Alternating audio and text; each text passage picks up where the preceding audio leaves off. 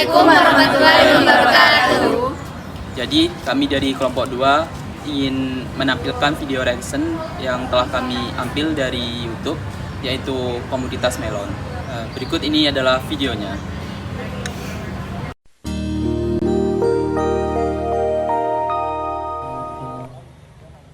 Kualitas benih melon yang tidak sesuai label ternyata masih terjadi di wilayah Kabupaten Sleman, Yogyakarta. Hal demikian sangat merugikan petani lantaran benih yang sudah terlanjur ditanam dan menghabiskan biaya produksi pada akhirnya tak dapat berbuah maksimal. Para petani buah melon di Desa Sendang Tirto, Berbah, Sleman ini mengeluhkan kerugian yang harus ditanggungnya akibat kualitas benih yang ditanamnya tak sesuai harapan.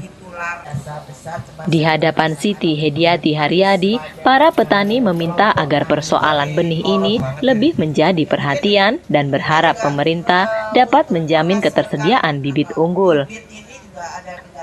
Anggota Komisi 4 DPR RI yang akrab disapa Titi Soeharto mengungkapkan berbagai keluhan para petani akan menjadi masukan berharga untuk disampaikan kepada pemerintah agar dapat segera dicarikan solusinya. Kami minta supaya nanti akan saya usahakan untuk bicara dengan kementerian supaya nanti Balitbang atau apa bisa menyediakan bibit unggul untuk petani-petani melon yang ada di sini. Para petani buah melon di Desa Sendang Tirto yang tergabung dalam kelompok Tani Mulyo sejak 1990 telah memilih komoditas melon lantaran hasil panennya jauh lebih besar dibanding menanam padi. Jadi untuk tanaman padi itu kan hasilnya nggak bisa maksimal karena melon ini kita hasilnya itu bisa lebih 5 kali daripada hasil dari tanaman padi.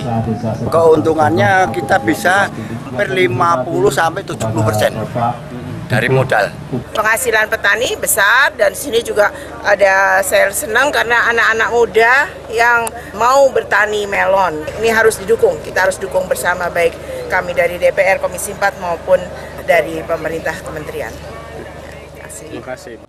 Dengan hasil panen yang cukup menjanjikan, Titi Soeharto berharap generasi muda akan lebih tertarik menggeluti pertanian dan pemerintah lebih memberikan perhatian. Terlebih, potensi besar buah lokal akan mampu menghadang serbuan buah impor yang hingga kini masih saja membanjiri tanah air. Muhawan Cendana TV mengabarkan. Usaha tani melon menghadapi tantangan mulai dari pemilihan bibit hingga penanaman. Banyak sekali petani melon yang kesulitan untuk memilih bibit yang berkualitas dan seringkali mendapatkan bibit yang palsu. Selain itu, persiapan lahan yang kurang baik hingga teknik penanaman yang kurang tepat, hal ini akan menghambat pertumbuhan dan produktivitas tanaman sendiri. Karena pemuda dan tidak kalah menantang, melon sangat rentan terhadap serangan hama seperti lalat buah dan penyakit seperti kumbang tebu. Jika tidak dikendalikan dengan baik, hama dan penyakit ini dapat menyebabkan kerugian yang besar. Selain itu, pengolahan air dan nutrisi yang tidak tepat, misalnya penyiraman berlebihan atau kekurangan pupuk, dapat menghambat pertumbuhan tanaman. Masalah ini diperburuk oleh kebiasaan tidak melakukan rotasi tanaman yang menyebabkan penurunan kesuburan tanah dan peningkatan resiko penyakit. Pada tahapannya, banyak petani menghadapi masalah dalam menentukan waktu yang tepat. Panen yang terlalu dini membuat buah melon kurang matang, sedangkan panen terlambat menyebabkan kualitas buah menurun. Selain itu, proses panen yang kurang hati-hati sering mengakibatkan kerusakan pada buah, seperti lecet atau pecah yang menurunkan nilai jualnya. Setelah panen, ketiadaan fasilitas penyimpanan dan akses pasar yang lebih baik sering membuat hasil panen cepat rusak atau tidak laku dijual dengan harga yang memadai. Untuk meningkatkan keberhasilan usaha tani melon, berbagai langkah solusi dapat diterapkan di setiap tahap produksi. Pada tahap pemilihan bibit, petani disarankan untuk memilih bibit berkualitas tinggi, baik dari produsen atau toko pertanian yang berkualitas. Penting juga untuk memastikan bibit tersebut sesuai dengan kondisi iklim dan tanah tersebut. Sebelum menanam, petani dapat melakukan uji coba kecambah untuk memastikan daya tumbuh bibit yang baik. Selain itu, pelatihan dan penyuluhan terkait pemilihan varietas unggul yang tahan terhadap penyakit dapat membantu petani membuat keputusan yang lebih baik. Ketika masuk ke tahap penanaman, persiapan lahan yang optimal menjadi kunci. Tanah perlu diolah hingga digembur dan diperiksa tingkat kesamaannya menggunakan alat sederhana. Jika pH tanah tidak sesuai, petani dapat menambahkan kapur dolomit atau bahan organik untuk menyesuaikannya. Sistem drainase yang baik juga harus disiapkan untuk mencegah genangan air. Penanaman dengan jarak tanam ideal sekitar 60-100 cm antar tanaman akan membantu menanam tumbuh tanpa bersaing untuk mendapatkan nutrisi dan cahaya. Penggunaan mulsa plastik hitam, perak juga disarankan untuk menekankan pertumbuhan gulma, menjaga kelembapan tanah, dan mencegah serangan hama.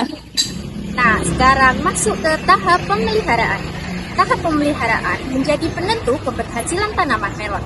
Untuk mengendalikan hama dan penyakit, petani dapat menggunakan pestisida nabati seperti ekstrak bawang putih atau daun mimba. Jika diperlukan, pestisida kimia bisa digunakan secara bijak dengan dosis yang sesuai. Sanitasi lahan juga perlu dilakukan secara rutin dengan membersihkan sisa-sisa tanaman yang terinfeksi. Penyiraman yang tepat dilakukan pagi atau sore hari. Harus diperhatikan agar tanaman tidak kekurangan air atau mengalami kebusukan akar. Nah, sekarang yang terakhir, pemupukan juga harus seimbang. Menggunakan pupuk organik untuk memperbaiki kesuburan tanah dan pupuk kimia sesuai dosis untuk menunjang kebutuhan tanaman. Saat panen, petani perlu menentukan waktu yang tepat agar kualitas buah tetap terjaga. Biasanya, melon siap panen ketika tangkai sudah mulai retak atau aromanya sudah harum. Panen harus dilakukan dengan hati-hati menggunakan alat yang tajam untuk menghindari kerusakan pada buah. Setelah panen, petani perlu memperhatikan penyimpanan dan juga pemasaran. Jika akses pasar terbatas, membentuk kelompok tani atau bekerja sama dengan koperasi bisa menjadi solusi untuk meningkatkan daya tawar dan efisiensi distribusi. Dengan penerapan solusi-solusi tersebut, usaha tani melon dapat lebih produktif dan memberikan hasil yang optimal baik dari segi kualitas maupun kuantitas. Peran pemerintah, masyarakat, dan lembaga swadaya masyarakat atau LSM sangat penting dalam membantu petani melon mengatasi berbagai tantangan yang dihadapi. Berikut adalah peran masing-masing pihak. 1. Peran pemerintah. Yang pertama, penyuluhan dan pelatihan. Pemerintah dapat memberikan program pelatihan teknis kepada petani terkait budidaya melon, termasuk pemilihan bibit unggul, teknik pemeliharaan, pengendalian hama, dan pengelolaan pasca panen. Yang kedua, penyediaan infrastruktur dan subsidi. Pemerintah menyediakan akses terhadap irigasi yang memadai dan sistem drainase yang baik. Dan pemerintah juga memberikan subsidi untuk bibit unggul, pupuk, pestisida, atau alat-alat pertanian. Yang ketiga, membuka akses pasar. Pemerintah dapat membantu petani dengan memperluas jaringan pemasaran seperti melalui pasar tani, pemeran pertanian, atau kerjasama dengan koperasi dan eksportir. Yang keempat, riset dan pengembangan. Pemerintah mendukung penelitian tentang varietas melon yang tahan penyakit, cocok dengan kondisi lokal, dan memiliki nilai jual tinggi. Dan yang terakhir, pelindungan hama. Pemerintah dapat menetapkan harga minimum atau memberikan jaminan harga untuk mencegah kerugian bagi petani akibat fluktuasi pasar. Peran masyarakat mendukung produk lokal. Konsumen dapat mendukung petani dengan membeli hasil panen melon lokal sehingga menciptakan permintaan yang stabil. Meningkatkan kesadaran petani berkelanjutan. Masyarakat dapat membantu petani memahami pentingnya pertanian berkelanjutan. Misalnya dengan mendorong penggunaan pupuk organik atau pestisida ramah lingkungan. Kolaborasi dengan petani. Komunitas lokal dapat membangun koperasi atau kelompok tani untuk meningkatkan efisien produksi dan pemasaran. Untuk selanjutnya yaitu peran dunia industri atau bisnis. Yang pertama yaitu kemitraan dengan petani. Membentuk pola kemitraan yang saling menguntungkan antara perusahaan dan petani seperti kontrak pembelian hasil panen dengan harga yang layak.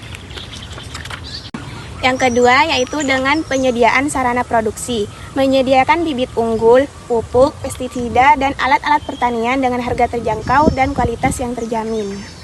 Peran selanjutnya yaitu peran lembaga swadaya masyarakat. Yang pertama, akses pembiayaan. Lembaga swadaya masyarakat seringkali bekerja sama dengan lembaga keuangan untuk menyediakan pinjaman mikro atau modal usaha bagi petani melon. Yang kedua, dengan pemberdayaan dan advokasi. Lembaga swadaya masyarakat dapat memberdayakan petani melalui pelatihan kewirausahaan, membantu membangun jaringan pemasaran, dapat mempertimbangkan kebijakannya pro petani.